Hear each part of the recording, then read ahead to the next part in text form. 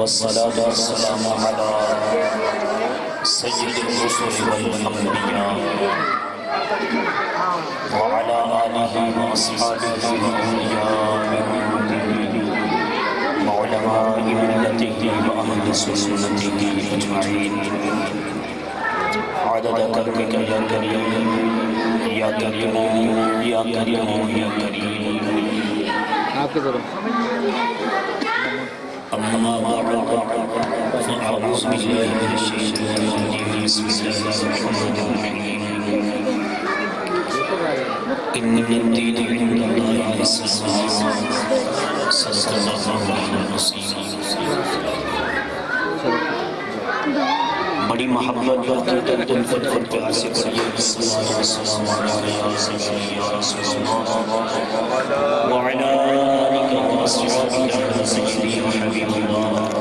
الصلاۃ والسلام علیک یا سیدی یا رحمۃ للعالمین وعلی آلک واصحابک یا سیدی یا خاتم النبیین.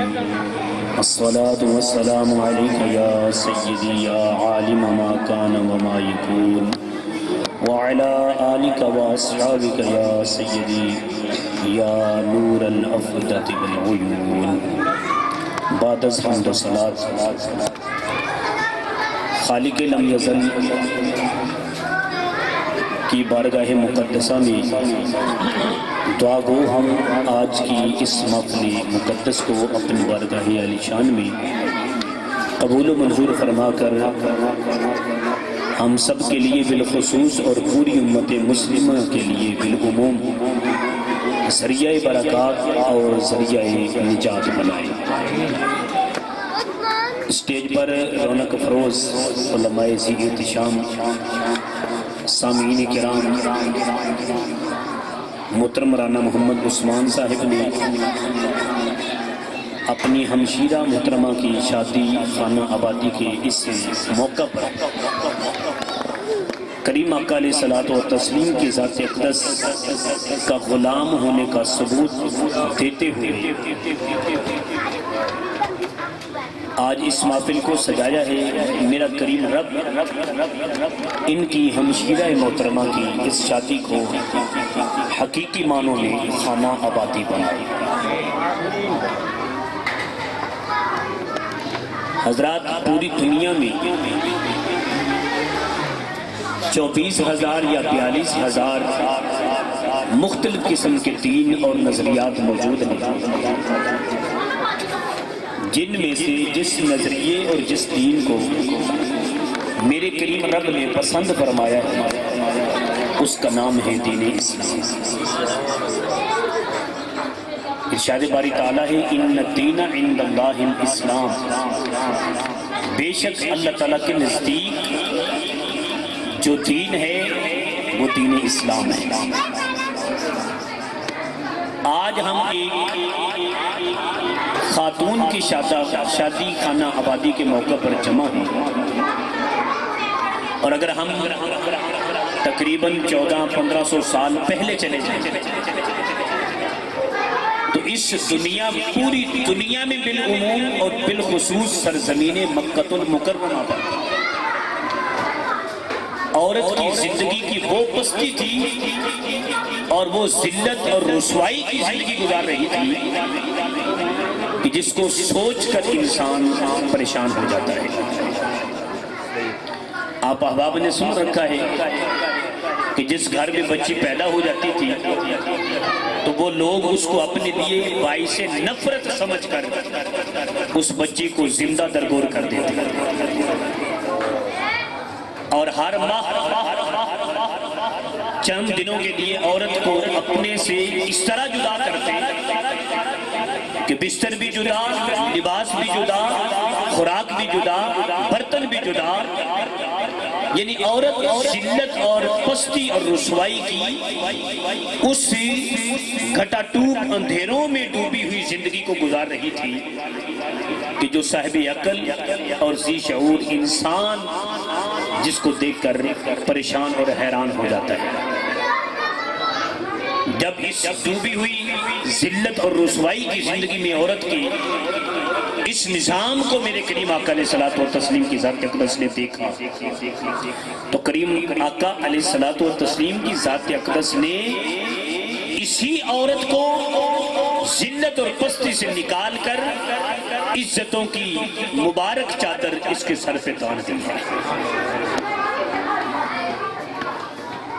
مشکاۃ شریف میں حضرت ام المومنین حضرت سیدہ طیبہ طاہرہ سیدہ عائشہ صدیقہ بنت صدیق اکبر رضی اللہ تعالی عنہا آپ فرماتی ہیں میرے گھر میں ایک بار ایک خاتون آئی اور اس کے پاس 2 بچیاں تھیں اور اس نے مجھ سے کھانے کے لیے کوئی چیز مانگی تو اس وقت میرے پاس سوا ایک کھجور کے کچھ بھی نہ تھا تو میں نے وہ کھجور اٹھائی اور اس خاتون کو دے دی۔ وہ خاتون خود بھی بھوکی ہے، اس کی بچیاں بھی بھوکی ہیں، لیکن ماں کی اولاد پہ قربانی کا جذبہ دیکھیں کہ اس نے اس ایک کھجور کے 2 ٹکڑے کیے اور وہ دونوں ٹکڑے اپنی 2 بیٹیوں میں تقسیم کر دیے، خود کچھ بھی نہیں کھایا، اپنی بچیوں میں تقسیم کر کے ان کو کھلا کر چلی گئی۔ کچھ ہی دیر بعد میرے کریم آقا علیہ الصلوۃ والسلام جلوہ گر ہوئے۔ ام المومنین فرماتی میں نے عرض کی اے کریم آقا علیہ الصلوۃ والسلام ابھی آپ سے قبل ہمارے گھر میں خاتون آئی، اس کی 2 بچیاں تھیں، اس نے کھانے کے لیے کچھ مانگا تو سوا ایک کھجور کے کچھ بھی نہ تھا، میں نے وہ کھجور اس کو دے دی، اس نے 2 حصے کر کے اپنی بچیوں کو کھلا دیا اور خود کچھ نہیں کھایا، اپنی بھوک کو بچیوں پر قربان کر دیا۔ میرے کریم آقا علیہ الصلوۃ والتسلیم کی ذات اقدس نے فرمایا جو شخص جس کو میرا کریم رب یہ بچیاں عطا فرما دے اور اس کے معاملے میں آزمائش میں ڈال دے اور وہ شخص اس کی اچھی پرورش کرے، اچھی پرورش کرنے کے بعد اچھا رشتہ تلاش کر کے اس کی شادی کر دے گا، نکاح کر دے گا تو اللہ کریم اس کو جنت میں میرا اس طرح پڑوسی بنا دے گا۔ حضور نے 2 انگلیوں کو ملایا، فرمایا وہ شخص میرا اس طرح جنت میں ساتھی ہوگا جس طرح یہ 2 انگلیاں ہیں، اور یہ فیض اس کو نصیب ہوگا جو بچیوں کی اچھی تربیت کر کے اچھے رشتے تلاش کر کے ان کی شادی فرما کر اسے زندگی میں ایک معزز اور عزت اور وقار کی زندگی کا نظام عطا فرما دیتا ہے۔ آج ہم مسلمان ہیں، اسلام کا نام لیتے ہیں اور حضور کی غلامی کا دم بھرتے ہیں۔ میں سمجھتا ہوں میرے کریم رب کی ذات اقدس کے ان گنت انعامات ہیں جن میں سے سب سے بڑا جو انعام ہے وہ سید کائنات کی غلامی اور اس کے پیارے اور پسندیدہ دین اسلام کو مان لینا۔ دوستان گرامی قدر، آج ہمارے لیے یہ ایک خوشی کا موقع ہے اور اس موقع پر نہ جانے مسلمان کہلانے والے لوگ کیسی کیسی جہالت کی رسموں کو اپناتے ہیں اور کیسے کیسے گناہ کے ماحول میں اپنی زندگی کو گزارتے ہیں، لیکن ایسے حالات میں چند لوگ ایسے بھی ہیں جن کی عقل سلامت ہے، جن کی فکر سلامت ہے، جن کی سوچ سلامت ہے، اور وہ چاہے خوشی کا موقع ہو چاہے غمی کا موقع ہو طرز زندگی وہی اپنائیں گے جس کو اللہ اور اللہ کے پیارے محبوب کی ذات اقدس نے پسند فرما رکھا ہے۔ عزیزان گرامی قدر، ہمیں چاہیے کہ ہم اپنی زندگی کے ہر ایک نظام کو اس کریم آقا علیہ الصلوۃ والتسلیم کی ذات اقدس کی تعلیمات میں ڈھال دیں جس کریم آقا علیہ الصلوۃ والسلام کی ذات اقدس کا صدقہ میرے کریم رب کی ذات اقدس نے اس انسانیت کو عزت کا وقار عطا فرمایا ہے۔ عزیزان محترم، کریم آقا علیہ الصلوۃ والتسلیم کی ذات اقدس کی آمد سے قبل عورت کی ذلت اور پستی کا تو یہ حال تھا، اور جو مرد اپنے آپ کو عزت اور عزت کے اعلیٰ بلند معیار پر سمجھتے تھے، ان کی سوچ کی پستی کا یہ حال تھا کہ ایک خدائے لم یزل وحدہ لا شریک کی ذات اقدس کو سجدہ کرنے کی بجائے وہ لوگ اپنے ہاتھوں سے تراشے ہوئے بتوں کو سجدہ کر رہے ہیں۔ انسان تو اپنی اس معیار کو بھی بھول چکا تھا کہ میں انسان ہوں۔ یہ میرے لجپال آقا کی ذات اقدس کا کرم ہے کہ اس نے انسان کو 360 بتوں کی سامنے سجدہ ریز ہونے سے اٹھا کر اس ایک خدائے لم یزل کی بارگاہ میں جھکا دیا، جس کریم رب کی ذات اقدس نے اس کا پوری کائنات کو اپنے کرم اور اپنے رحمت کا صدقہ وجود عطا فرما دیا ہے۔ دوستان گرامی قدر، 9واں پارہ سورہ انفال میں میرے کریم رب کی ذات اقدس نے کچھ یوں ارشاد فرمایا، ما کان اللہ وما کان اللہ لیعذبہم وانت فیہم۔ قریش مکہ مانگتے رہے کہ اگر ہم غلط ہیں تو ہم پر عذاب نازل ہو، ہم پر آسمانوں سے پتھر برسے، ہمیں تکلیف اور عذاب میں مبتلا کر دیا جائے، لیکن میرے کریم رب کے ذات اقدس نے فرمایا وما کان اللہ لیعذبہم وانت فیہم۔ اے محبوب، اللہ کی شان کے لائق نہیں کہ تو ان میں موجود ہو اور میں پھر ان کو عذاب دوں۔ عذاب الہی اس وقت رک جاتا ہے جب جس قوم میں سید کائنات کی ذات موجود ہو، سید کائنات صلی اللہ علیہ وسلم کی ذات اقدس کی غلامی اور حضور کی ذات اقدس کی محبت موجود ہو۔ ایک بات اور دوسرا، میرے کریم رب کی ذات اقدس نے فرمایا وَمَا كَانَ اللَّهُ مُعَذِّبَهُمْ وَهُمْ يَسْتَغْفِرُونَ۔ اے محبوب، خدا کی شان کے لائق ہی نہیں کہ جب تک ان میں میرے بندے استغفار کر رہے ہیں تو ان کے استغفار اور ان ایمان والوں کی موجودگی میں میں ان کافروں پر عذاب کروں، یہ خدا کی شان کے لائق نہیں۔ پتہ چلا قوم عذاب الہی سے اس وقت تک محفوظ رہتی ہے جب تک کہ اس کی ذات میں سید کائنات کی غلامی، سید کائنات کی محبت اور حضور علیہ السلام کی ذات اقدس کی تعلیمات کا اثر موجود ہوگا، اور اس وقت تک وہ قوم عذاب سے نجات پائے گی جب تک اس میں اللہ کی ذات اقدس کی بارگاہ میں استغفار کرنے والے لوگ موجود ہوں گے اور اللہ تعالیٰ کی ذات اقدس کی بارگاہ میں گناہوں سے معافی مانگنے والے لوگ ہوں گے۔ یہ دو چیزیں عذاب الہی سے بچانے والی ہیں، اور ایک چیز وہ جس کو میرے کریم رب کی ذات اقدس نے بیان فرما دیا، اور کون سی چیز ہے جس کی وجہ سے قوم پہ عذاب آتا ہے؟ اللہ کریم نے فرمایا وَمَا لَهُمْ أَلَّا يُعَذِّبَهُمُ اللَّهُ وَهُمْ يَصُدُّونَ عَنِ الْمَسْجِدِ الْحَرَامِ۔ اللہ کریم نے فرمایا اور ان کافروں کو کیا ہے کہ انہیں اللہ تعالیٰ عذاب نہ دے حالانکہ یہ لوگوں کو مسجد حرام سے روکتے ہیں۔ یہاں میں رک کر آپ احباب کی خدمت میں ایک بات عرض کرنا چاہتا ہوں۔ حضرات، جو شخص مسجد حرام میں لوگوں کو جانے سے روکے وہ عذاب کا حقدار ٹھہرے گا، اور جو خود مسجد میں جانے سے رک جائے، جو اپنے آپ کو مسجد کی طرف جانے سے روک لے، وہ رحمت الہیہ کا کیسے حقدار ٹھہر سکتا ہے؟ آؤ مسلمانوں، اگر خداوند تعالیٰ کی ذات اقدس کی رحمت کو اپنی ذات پر نچھاور دیکھنا چاہتے ہیں تو ہمیں مسجد کی طرف چلنا ہوگا، اللہ اور اللہ کے رسول کی اطاعت و فرما برداری کی طرف چلنا ہوگا۔ جب امت حضور کی غلامی کو اپنا کر حضور کی تعلیمات کی روشنی میں زندگی گزارے گی تو پھر میرا کریم رب اس پر اپنی رحمتوں کی بارشوں کو نازل فرماتا چلا جائے گا۔ آج ہم پستی اور ذلت کی زندگی گزار رہے ہیں، اس کی وجہ کہ ہم نے تاجدار کائنات کی غلامی اور حضور کی تعلیمات کو چھوڑ دیا۔ وہ معزز تھے زمانہ میں مسلمان ہو کر، اور ہم خار ہوئے تاریخ قرآن ہو کر۔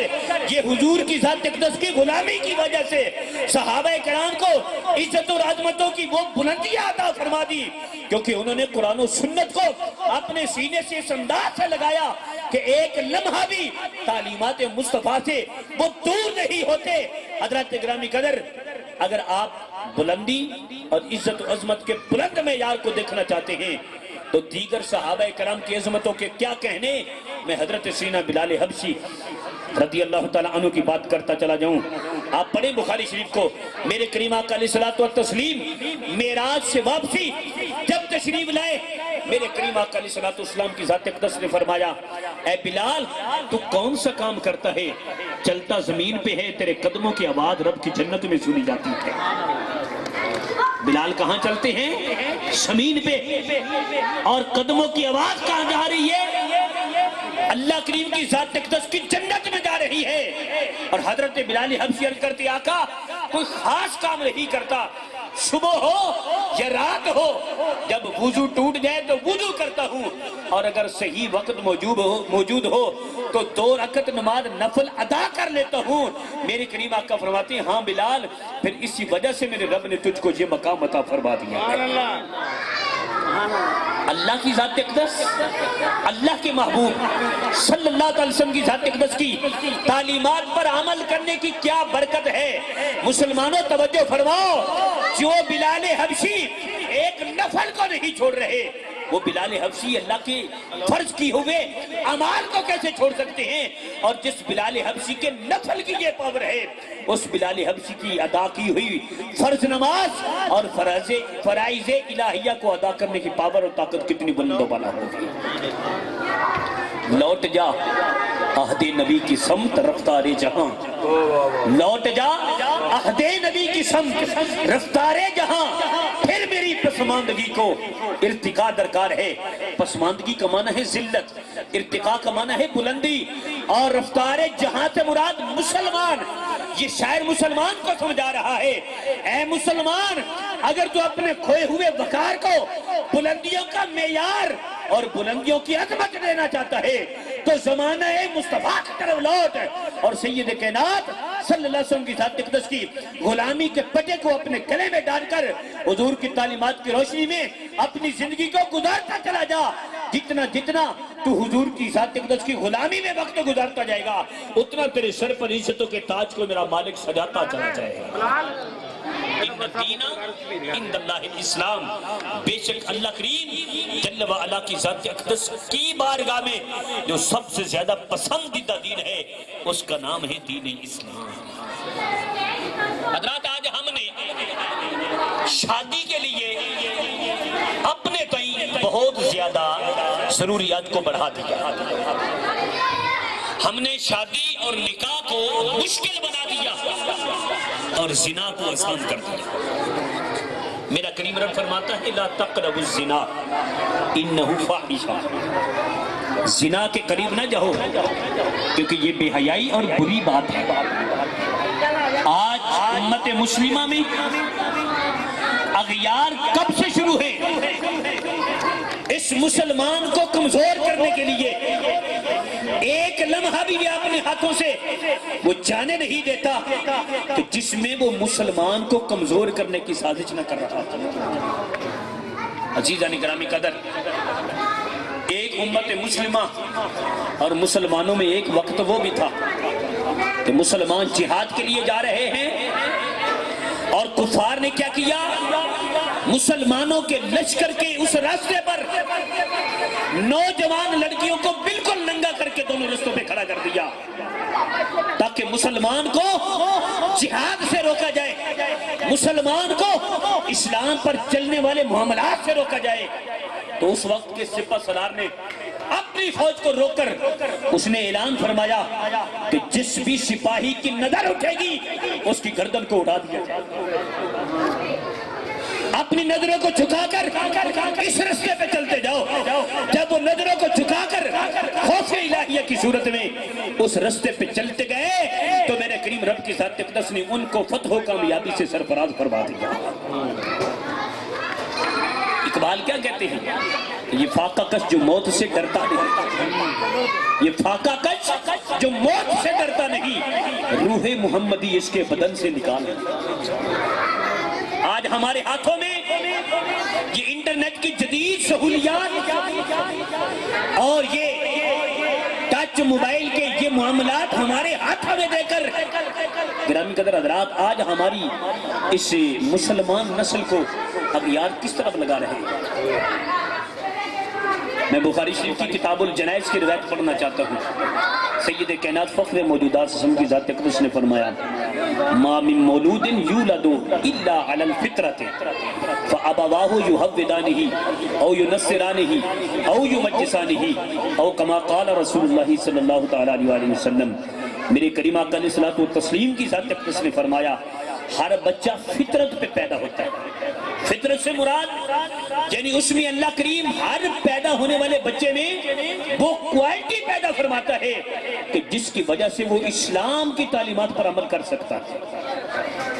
ابواہ یہ اس کے ماں اور باپ کی مرضی ہے، یہودانہ ہی اس کو یہودی بنا دے، او ینصرانہ ہی اس کو عیسائی بنا دے، او یمجسانہ ہی یا اس کو مجوسی بنا دے۔ اس کا مطلب یہ ہوا کہ اس بچے کی پرورش میں مین کردار اس کے ماں باپ کا، ماں اور باپ کا ہوگا۔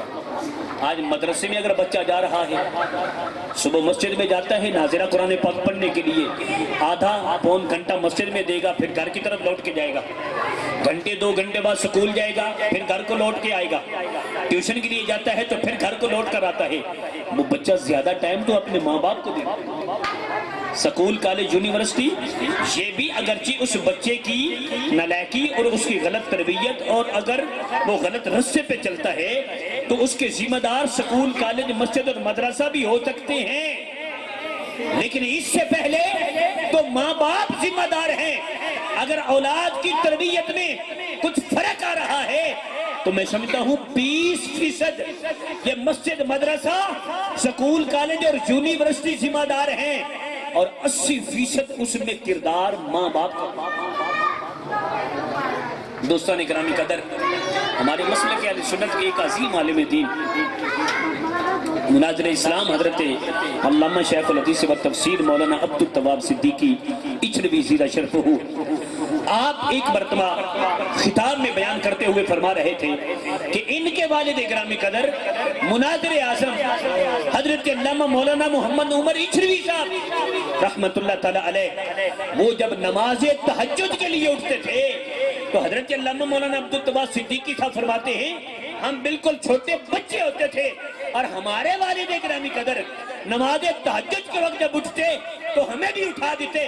آج وہ بزرگی کی حالت میں فرماتے ہیں وہ بچپن کی پڑی ہوئی عادت آج تک نہیں جا سکی۔ جب بھی نماز تہجد کا ٹائم ہوتا ہے ہم اٹھ کر اللہ کی بارگاہ میں حاضر ہو جایا کرتے ہیں۔ ماں باپ کی تربیت یہ بچے کو چاہے تو یہودی بنا دے، چاہے عیسائی بنا دے، چاہے مجوسی بنا دے، اور اگر ماں باپ چاہیں تو اس بچے کے سینے میں قرآن و سنت کے نور کو اتار کر اسی بچے کو سید کائنات کی غلامی کا پٹا بھی عطا فرما سکتے ہیں۔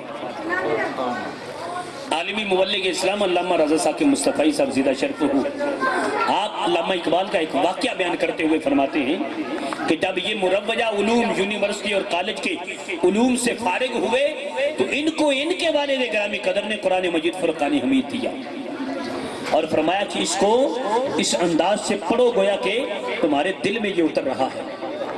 نوجوان تھے، قرآن پاک کی تلاوت میں مصروف ہو گئے۔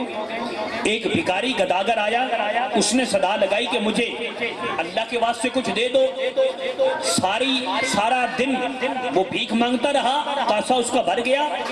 اقبال نوجوان تھے، جوانی کے خون نے جوش مارا اور ایک ڈنڈا اٹھایا اور اس بھکاری کے کاسے پہ مار کر اس کی پورے دن کی محنت کو ضائع کر دی۔ وہ افسوس کے مارے رونے لگا۔ اقبال کے والد گرامی قدر نے جب سنا، آپ تشریف لائے، پوچھا کیا ہوا؟ اس نے کہا آپ کے بیٹے نے مجھے بھیک نہیں دینی تھی تو نہ دیتے، لیکن میرا سارے دن کا یہ میرا جتنا بھی معاملہ تھا اس کو ضائع تو نہ کرتا۔ خیر انہوں نے جس انداز سے بھی چاہا اس بھکاری اور فقیر کو راضی کیا اور اقبال کو بلایا۔ حضرات میں بات کر رہا ہوں ماں باپ کی تربیت پہ۔ اگر ماں باپ اپنی اولاد کی تربیت اچھی انداز سے کرے گی، جب ماں باپ کے سینے میں قرآن و سنت کا نور ہوگا، جب ماں باپ کے سینے میں خوف الہیہ ہوگا، جب ماں باپ کی نظر میں شرم و حیا ہوگی، جب ماں باپ کی ذات پہ نماز پنجگانہ کی ادائیگی کا اثر ہوگا، جب ماں باپ کی زبان پہ درود و سلام اور قرآن پاک کی تلاوت ہوگی، تو یہ ہو ہی نہیں سکتا کہ ان سے پیدا ہونے والا بچہ جو ہے وہ کسی غلط روش کا جو ہے وہ عادی بن جائے۔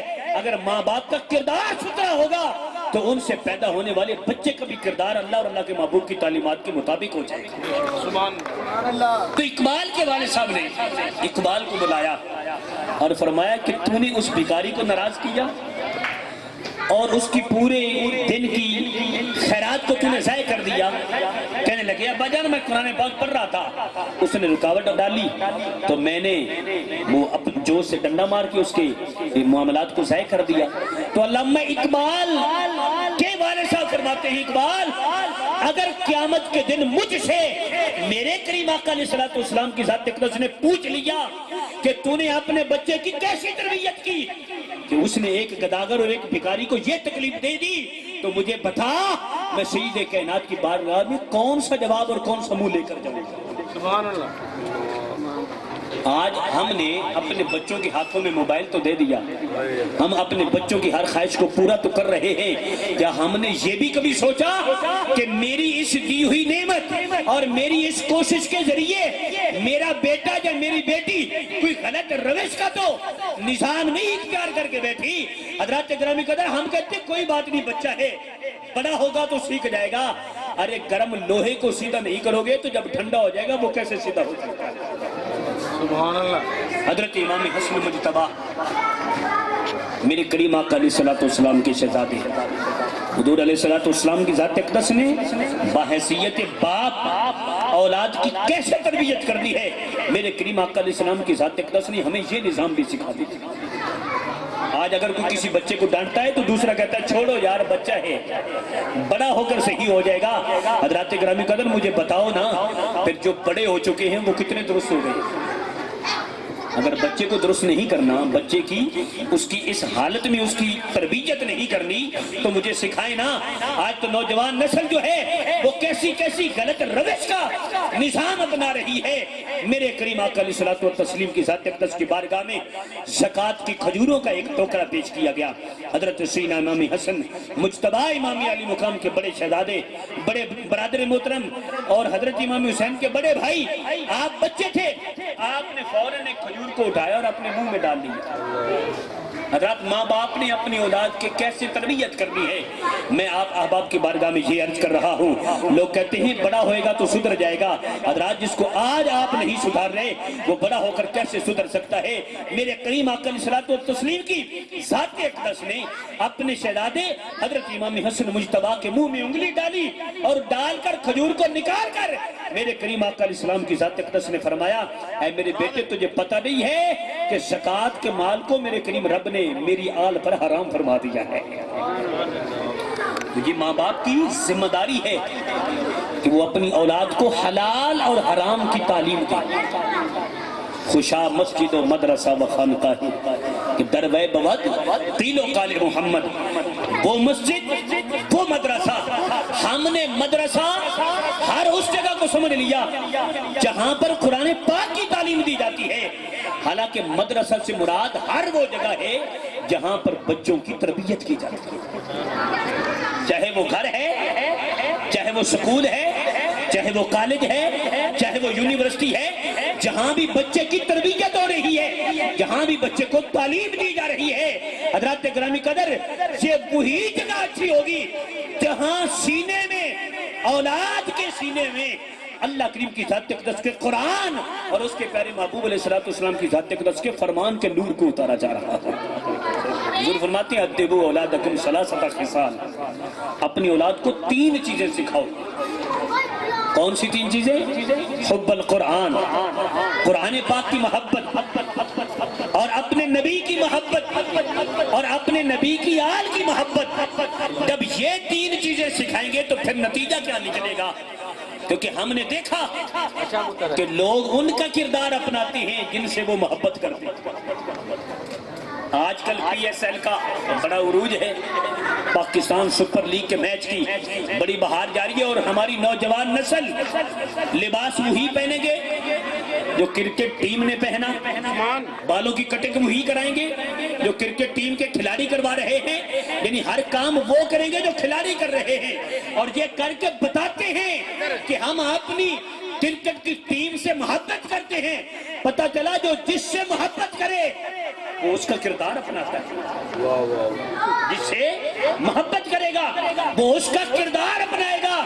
مسلمانوں کاش ہم اللہ کے محبوب سے محبت شروع کرتے ہیں۔ میرے آقا علیہ السلام فرماتے ہیں کہ تمہارے جسم میں گوشت کا ایک ٹکڑا ہے، اگر وہ صحیح رہے پورا جسم صحیح رہے گا، اگر وہ غلط ہو جائے تو پورا جسم غلط ہو جائے گا۔ اور میرے آقا نے فرمایا اس کا نام دل ہے، دل صحیح ہو تو پورا جسم اطاعت الہیہ میں گزرے گا، اور اگر دل خراب ہو گیا تو پورا جسم جو ہے وہ گناہوں میں مبتلا ہو جائے گا۔ اور کیا ہی اچھا ہو کہ ہم اس دل کو حضور کی غلامی میں دے دیں، پھر جو حضور فرمائیں گے وہ دل پسند کرے گا، اور جو دل پسند کرے گا جسم اسی پہ عمل پیدا ہو جائے گا۔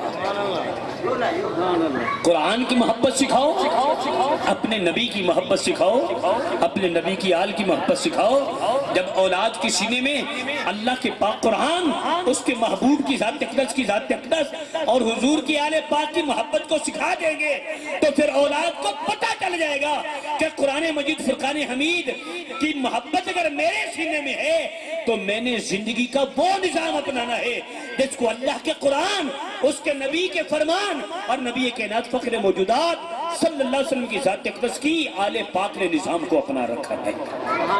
آج یہاں نعرہ لگا رہے تھے میرے نقیب دوست، اللہ محمد 4 یار حاجی خواجہ قطب فرید، حق فرید یا فرید، یہ حق فرید، یہ بابا فرید کون ہے؟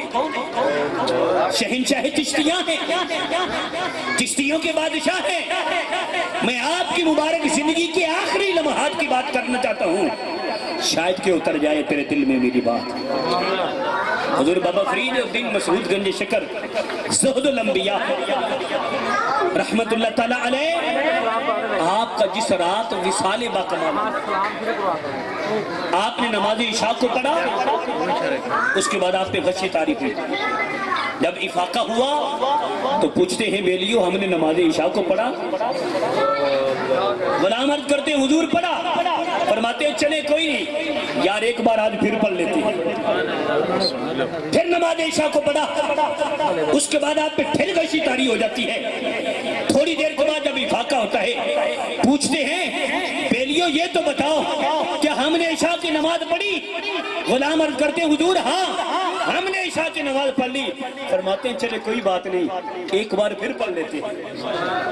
ارے زہد الانبیاء بابا فرید گنج شکر علیہ رحمہ، ارے جس کے دربار پر بہشتی دروازے کو کراس کرنے کے لیے، جنتی دروازے سے داخل ہونے کے لیے آج ہمارے مسلمان 5 نمازوں کو بھی چھوڑ دیتے ہیں، فرائض کو چھوڑ کر جنت کے دروازے سے گزر رہے ہیں۔ ارے مجھے وہ جنت تو بتاؤ نا جو اللہ کی ذات اقدس اور اس کے محبوب کی لائے ہوئے دین کی تعلیمات سے ہٹ کر ملنے والی ہو۔ ہرگز نہیں، جنت اسی کا مقدر ہوگا جو اللہ کی ذات اقدس کے قرآن، اس کے محبوب کے فرمان اور اس کے محبوب کی امت کی اولیاء کاملین کی تعلیمات کی روشنی میں حاصل کی جائے گی۔ سبحان اللہ۔ حضور بابا فرید گنج شکر علیہ رحمہ وہ اس حالت میں بھی نماز کو چھوڑنے والے نہ ہوں، اور ہم تندرست و توانا ہو کر بھی مسجد کی طرف نہ جائیں۔ میرے کریم رب کی ذات اقدس نے کفار کے لیے عذاب نازل کرنے کی ایک وجہ یہ بتائی، میں نے سورہ انفال کی جو آیت کریمہ کو تلاوت کیا، اللہ کریم فرماتا ہے اور کافروں کو کیا ہو گیا ہے کہ انہیں اللہ تعالیٰ عذاب نہ دے حالانکہ وہ لوگوں کو مسجد حرام میں جانے سے روکتے، جو لوگوں کو مسجد کی طرف جانے سے روکے، اگر وہ عذاب کا مستحق ہے تو جو خود مسجد میں جانے سے رک جائے گا تو وہ اللہ کی رحمت کا کیسے مستحق ٹھہر سکتا ہے؟ اور یہ ہماری دنیا میں جو مساجد ہیں یہ مسجد حرام کی شاخیں ہیں، یہ مسجد حرام کی شاخیں ہیں۔ آپ تفسیر نعیمی پہلی جلد کو اٹھا کر دیکھیں، میرے کریم رب کی ذات اقدس نے فرمایا وَعَهِدْنَا إِلَىٰ إِبْرَاهِيمَ وَإِسْمَاعِيلَ أَن طَهِّرَ بَيْتِيَ لِلطَّائِفِينَ وَالْعَاكِفِينَ وَالرُّكَّعِ السُّجُودِ۔ اس آیت کریمہ کی روشنی بھی دیکھیں، حکیم الامت حضرت مفتی احمد یار خان نیمی علیہ رحمہ آپ فرماتے ہیں جب اللہ کے پیارے خلیل اور اللہ کے پیاری خلیل کے شہزادے حضرت سینا اسماعیل ذبیح اللہ آپ مسجد حرام کی تعمیر سے فارغ ہوئے تو اس پتھروں کو جو تعمیر سے بچ گئے تھے اللہ کریم نے ہوا کو حکم دیا کہ پوری روئے زمین پر ان کو پھیلا دو، تو وہ مسجد حرام کی تعمیر سے بچے ہوئے پتھر جب ہوا اڑا کر لے گئی تو جہاں جہاں وہ پتھر گرتا گیا، جہاں بڑا پتھر گرا وہاں بڑی مسجد بن گئی، اور جہاں چھوٹا پتھر گرا وہاں چھوٹی مسجد بنتی چلی جا رہی ہے۔ تو یہ مساجد، یہ مسجد حرام کی شاخیں ہیں۔ مسجد حرام میں جو ایک نماز پڑھے گا اس کو 1,00,000 نماز کا ثواب ملے گا، وہ بھی اللہ کے نبی نے تعمیر کی۔ اور جو مسجد نبوی میں نماز پڑھے گا اس کو ایک کے بدلے 10,000 نمازوں کا ثواب مل رہا ہے یا 50,000 نمازوں کا ثواب مل رہا ہے۔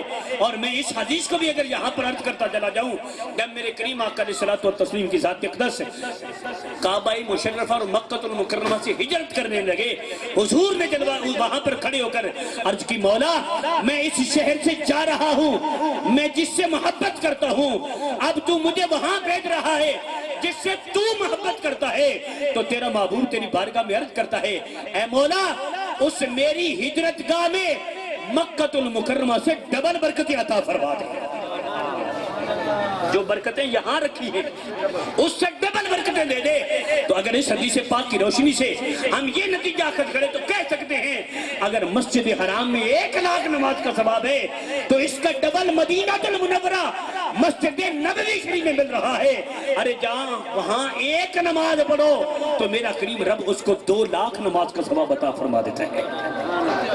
اسی لیے یہ تو اس مرکز کی بات ہے، اور جو اس مرکز کی شاخیں ہیں وہاں جو 1 نماز عطا کرتا ہے اس کو 1 کے بدلے 27 نمازوں کا ثواب مل رہا ہے۔ عزیزان گرامی قدر، آئیے خود بھی قرآن و سنت کے مطابق تربیت کو حاصل کریں، اور جب تمہارے سینے میں قرآن و سنت کا نور ہوگا، تمہاری نظروں میں حیا ہوگا، تمہاری زبان پر درود و سلام ہوگا۔ آج مجھے بڑے دکھ اور افسوس سے کہنا پڑتا ہے، ہم نے پرانے زمانے کے بزرگوں کو سنا کہ جب ان کی بیٹی کی شادی ہوتی تھی تو ماں باپ تو دور کی بات ہے، اس بچی سے تعلق رکھنے والے جتنے بھی رشتہ دار ہوتے تھے وہ تو لباس بھی چینج نہیں کرتے تھے۔ غیرت، شرم و حیا کی یہ کیفیت تھی، اور آج ہم بے حیائی کا امڑتا ہوا سیلاب اس انداز سے دیکھ رہے ہیں کہ بچی والے اپنی بچی کی شادی کے موقع پر یہ ساؤنڈ سسٹم اور ڈیک وغیرہ لگا کر بےہودہ گانے لگا دیتے ہیں، جہاں اس کی بیٹی بھی بیٹھ کے سن رہی ہے، جہاں اس کی ماں بھی سن رہی ہے، جہاں اس کی بہن بھی سن رہی ہے، جہاں اس کے خاندان کی دیگر خواتین بھی سن رہے ہیں۔ حضرات گرامی قدر، میرے کریم آقا نے فرما دیا، اذا فاتک الحیاء فافعل ما شئت، جب تیری ذات سے حیا ختم ہو جائے پھر تو جو چاہے کرتا چلا جا۔ جب لوگوں میں حیا تھی، جب لوگوں میں شرم تھی، جب لوگوں میں اللہ اور اللہ کے رسول کی ذات اقدس کی حیا اور خوف خدا تھا تو وہ تو بچی کی شادی پر لباس بھی چینج نہ کرتے تھے۔ آج ہماری کیفیت یہ ہو چکی ہے کہ ہم ناچ گانے اور ڈانس کے پروگرام منعقد کر کے جب اپنی قوم کو اس طرف چلا رہے ہیں تو پھر ہماری ذات کو کرونا وائرس لگے گا، پھر ڈینگی آئے گا، پھر یہی بیماریاں اور یہی تکلیفیں آئیں گی۔ حضرات گرامی قدر، آؤ لوٹ جاؤ ہدے کے نبی کی سمت، رفتار جہاں پھر میری پسماندگی کو ارتقاء درکار ہے۔ ان الدین عند اللہ الاسلام، تمام کائنات کے ادیان میں سے جو میرے کریم رب کا پسندیدہ دین ہے اس کا نام ہے دین اسلام، اور زبان سے کہہ بھی دیا لا الہ تو کیا حاصل؟ ارے دل و نگاہ مسلمان ہی تو کچھ بھی نہیں۔ ہم حنفی ہیں، حضرت سینہ امام اعظم ابو حنیفہ علیہ الرحمہ آپ کے مقلد ہونے کی وجہ سے، اور آپ کے ایک شاگرد ہیں جن کا نام ہے حضرت امام ابو یوسف، جن کی وجہ سے آج ہمارے پاس مذہب حنفیہ کے اعمال اور دلائل اور سارے معاملات موجود ہیں۔ آپ اتنے حسین تھے کہ ایک بار ایک عیسائی مسلمانوں سے مناظرے کے لیے آیا، مناظرہ کرنے کے لیے حضرت امام محمد علیہ رحمت تشریف لا رہے ہیں، اور آپ کو میرے رب نے وہ حسن و جمال بخشا کہ مناظرہ تو ہونا تھا یا نہیں ہونا تھا، وہ غیر مسلم صرف نظر اٹھا کر جب حضرت امام محمد کو دیکھتا ہے تو فوراً کلمہ پڑھ کر مسلمان ہو جاتا ہے۔ سبحان اللہ۔ لوگوں نے پوچھا کیا ہوا؟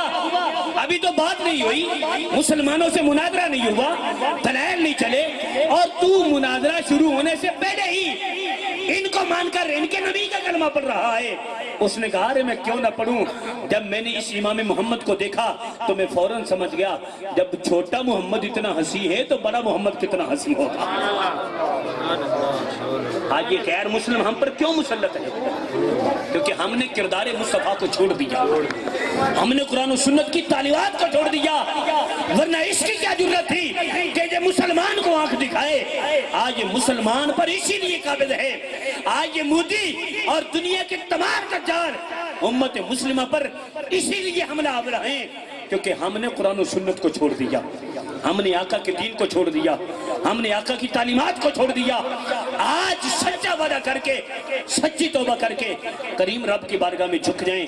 توبہ کے دروازے کھلے ہیں۔ حضرت بہلول دانا بازاروں میں پھر رہے تھے، کسی نے پوچھا بہلول کیا کر رہے ہو؟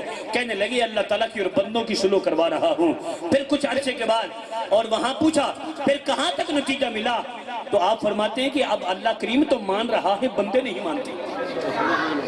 پھر کچھ وقت گزرا، آپ قبرستان میں پھر رہے ہیں، پوچھا آج ادھر بہلول پھر رہے ہو؟ فرمانے لگے کہ ہاں میں آج بھی اللہ تعالیٰ کی اور بندوں کی سلو کروا رہا ہوں۔ فرمایا پھر کون سا نتیجہ پہنچا اور کیا ملا؟ فرمانے لگے آج بندے تو مان رہے ہیں لیکن کریم رب نہیں مان رہا۔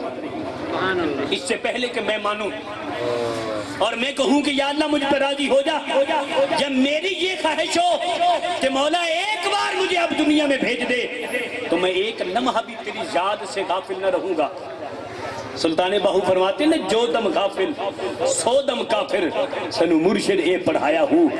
جو سانس اللہ کے ذکر سے غفلت میں گزرتا ہے وہ صاحب ایمان کے لیے موت کا ذریعہ ہے۔ زندگی کا سانس وہی ہے جس سانس میں اللہ کی ذات اقدس کا ذکر موجود ہوگا۔ سبحان اللہ۔ عزیزان گرامی قدر، آج یہ شادی خانہ آبادی کے موقع پر میں یہ بھی بات آپ سے عرض کرتا چلا جاؤں کہ خالق کائنات نے فرمایا لا تفرح ان اللہ لا يحب الفرحین، دنیا کے لیے خوشی نہ کرو کیونکہ کریم رب خوش ہونے والے کو پسند نہیں کرتا۔ اگر خوش ہونا ہے تو اللہ اور اللہ کے رسول کی اطاعت میں ہونا ہے، اگر ہم نے ناراض ہونا ہے تو اللہ اور اللہ کے رسول کی ذات اقدس کی وجہ سے ناراض ہونا ہے۔ ہماری کسی سے محبت ہو تو وہ بھی للہ، ہمارا کسی سے بغض ہو تو وہ بھی للہ۔ الحب للہ والبغض للہ، اللہ کی ذات اقدس کے لیے محبت، اللہ کی ذات اقدس کے لیے ہی نفرت ہو۔ اور آج مسلمانوں آؤ، جب رب نے ہمیں زندگی دے دی ہے، موقع بخش دیا ہے، ہم خود بھی سمر جائیں، سچی توبہ کو اپنائیں، گناہوں کی غلاظت سے خود بچیں، خود اللہ کے محبوب کی محبت کو، درود و سلام کو اپنائیں، اپنی اولاد کو